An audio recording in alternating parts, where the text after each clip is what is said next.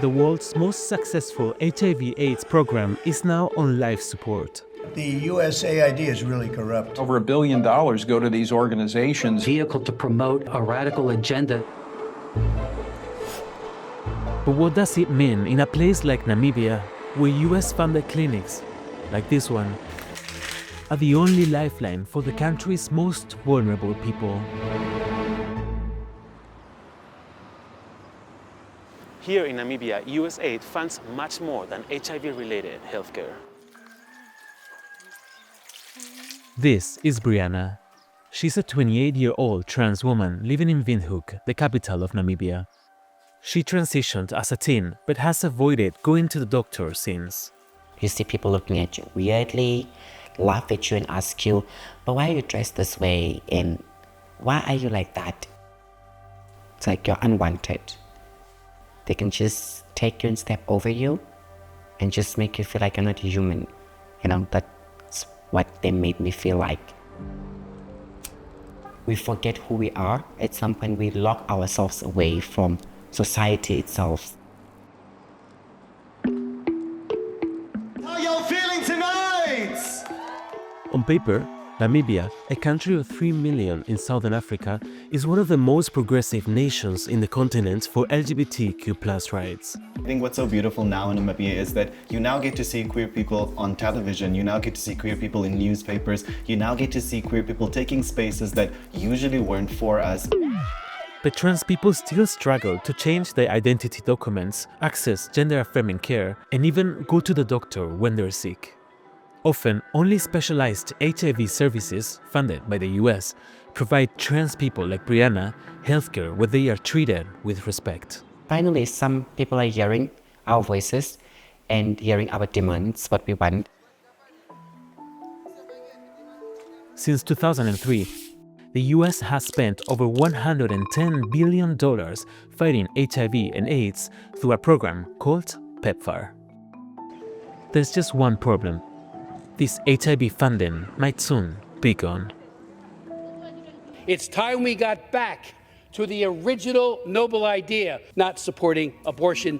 There has been a very concerted effort to weaponize and target PEPFAR by political actors in the United States. Regrettably, it has been reimagined, hijacked by the Biden administration to empower pro-abortion international NGOs, deviating from its life-affirming work. Republicans have claimed this since 2023, but there have only been 4 cases of abortion by PEPFAR-trained nurses in Mozambique, where the procedure is legal. While the initial challenge was getting the funding approved by Congress, President Donald Trump's sudden cuts on most state funding have made PEPFAR's future even more uncertain. This mobile clinic in Windhoek wouldn't be possible without the US funding that's now hanging in the balance. Okay, this is what we use for our condom demonstration. Nurses travel to different neighborhoods to talk about safe sex and family planning and providing HIV tests, condoms, and lubricants. But most importantly, they don't turn anyone away. When it comes to very marginalized groups like sex workers, trans people, how important do you think it is for them to have a service like this in their neighborhood?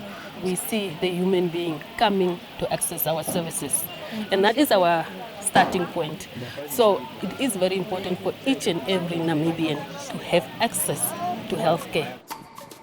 The idea here is to target groups most at risk of contracting HIV: sex workers, drug users, men who have sex with men, and trans people, who are 14 times more likely to have the virus than the general population. Providing care for these groups has helped drop new HIV cases in Namibia by 54% between 2010 and 2022. It means setting up clinics in places like Walvis Bay, a port city that has become a hub for trans sex workers. Like Ruan, at 18, she suffered an acid burn that led to her deciding she'd never return to a state hospital again. The male nurse was like, why are you acting like a girl while you know you are a boy? And it started to become like I'm on a comedy show because everybody's now laughing while the nurse is busy attending to me. Ruan told us the nurse pointed to her genitals while bathing her as proof of her real gender, and then cut her hair under the auspices of treatment even though the burn was on her arm. It was just a horrifying experience. And that's when I decided I'm not going back to any state facility. But this clinic in a converted shipping container, tucked between a tall wall in an industrial part of town, has changed her mind. So these are the two medications that we give. It's managed by the Wabish Bay Corridor Group and supported by a national key populations project under IntraHealth Namibia, where trans sex workers say they feel welcome. The clinic provides taxi rides for trans patients so they're not harassed on public transport and doesn't make them sit around in waiting rooms where they might be targeted. Small things that make a huge difference. PEPFAR funding under the US aid has always been the ones that has created such a welcoming environment.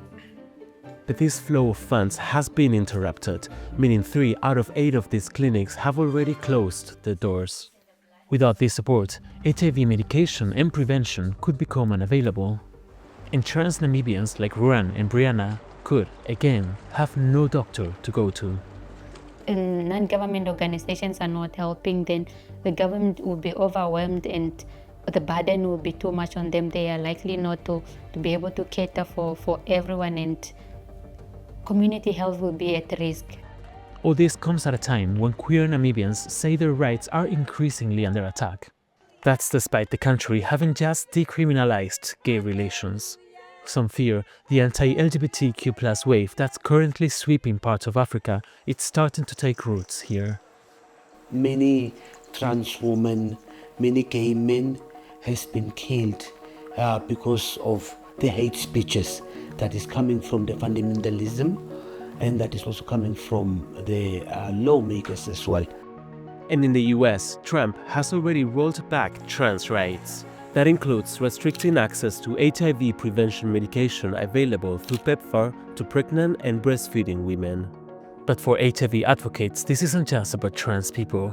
We don't know how they're going to get care right now. For everybody who is HIV positive, is that staying on your meds is one of the most important things you can do, not just for your own health, but for community health. For them, it's about protecting society as a whole in the 55 countries supported by PEPFAR from a virus that has killed an estimated 42 million people globally. If I'm not protected, you are putting the entire country at risk because we are engaging in sexual activities with general population. It becomes a problem for the entire community at the end of the day.